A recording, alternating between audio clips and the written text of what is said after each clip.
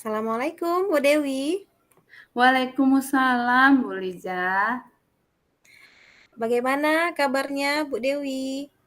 Alhamdulillah sehat, Bu. Gimana kabar Bu Liza juga hari ini? Alhamdulillah sehat juga Bu Dewi. Oh ya, bagaimana nih kemarin waktu kita ketemuan Bu Dewi bilang mau bincang-bincang dengan saya. Apa ya kira-kira yang ingin Bu Dewi ceritakan? Iya, Bu Liza. Tapi apa Bu Liza nih tidak merasa keberatan dan tidak sibuk hari ini? Saya mau bercerita sebenarnya. Mungkin setelah saya bercerita nanti. Masalah saya ini dengan yang sudah saya ceritakan sama Bu Liza nanti, saya mendapatkan solusi nih, Bu. Atau gambaran apa yang selanjutnya akan saya lakukan. Baik Bu Dewi, alhamdulillah nih hari ini kebetulan saya tidak ada kegiatan. Jadi kita bisa saling bercerita nih Bu Dewi. Silahkan. Gini ya, Bu. Langsung saja ya nih Bu Liza ya. Ya. Ini masalahnya di sekolah saya saya punya anak murid yang cenderung sangat aktif bergerak dalam kelas. Bisa dibilang sih anaknya nggak bisa duduk diam ya, Bu. Tetap selalu bergerak, berjalan ke meja teman-temannya, berkeliling di kelas. Tapi sementara kan dalam pembelajaran, anak didik saya itu tidak mau menulis.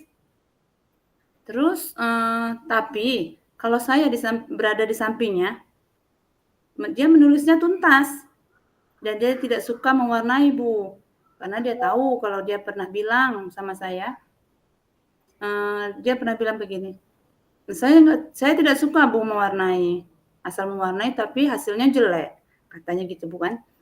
Terus saya merasa ini, Bu, masih kesulitan ini untuk memberikan pembelajaran yang tepat buat dia.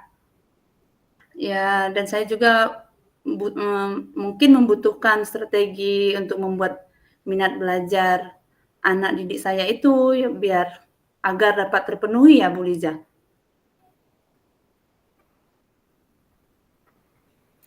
Iya, baik. Bu Dewi udah cerita nih bahwa Bu Dewi punya salah satu murid gitu ya, yang hiperaktif begitu, sangat aktif, tidak mau duduk begitu, tidak mau duduk anteng begitu, ada saja begitu ya, dan jalan-jalan keliling kelas begitu Bu Dewi sampaikan. Oke, baiklah, dari cerita Bu Dewi tadi nih, menurut Bu Dewi, apa yang menjadi penyebab utama dari permasalahan tersebut? Mungkin permasalahan awalnya apa karena sejak usia 3 tahun 8 bulan dia udah di sekolah kami ya, Bu?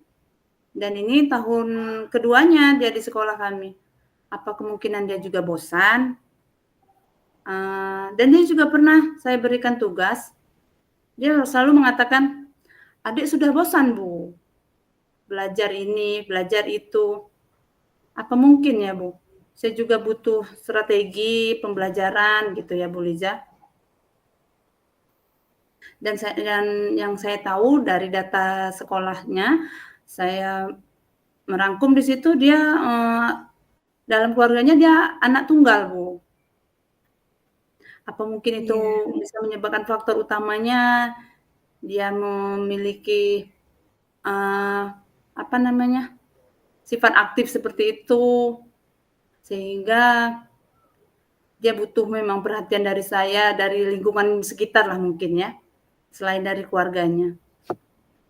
Iya, bisa jadi seperti itu ya Bu Dewi, bahwa Bu Dewi tadi sampaikan, dia masuk ke TK itu dari usia yang begitu, muda begitu ya, Mhm. di usia 3 tahun 8 bulan, artinya belum sampai 4 tahun begitu ya, dia sudah, masuk ke TK.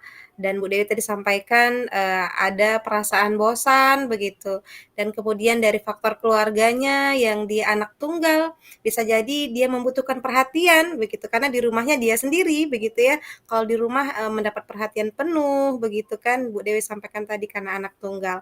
Baik Bu Dewi, kalau begitu, mari nih kita bahas strategi terbaik agar dapat, mengatasi masalah tersebut.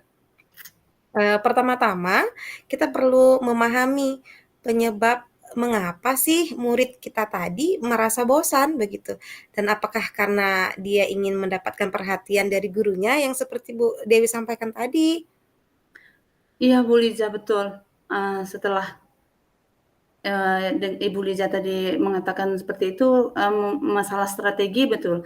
Saya bisa berpikir lebih nih, berpikir lebih awal, terlebih dahulu, untuk saya perlu memahami karakter anak murid saya dan juga saya mungkin lebih, lebih mencari tahu, membuat pembelajaran yang sesuai dengan minat belajar anak itu ya, Bu, ya?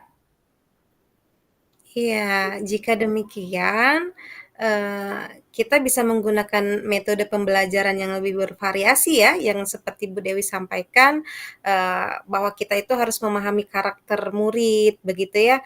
Jadi, kita bisa menggunakan, berbagai metode pembelajaran yang lebih bervariasi, agar, murid tadi tidak merasa bosan, begitu. Oke, apakah Bu Dewi juga sudah memiliki gambaran nih tentang strategi pembelajaran yang akan Bu Dewi lakukan? Sudah Bu Liza.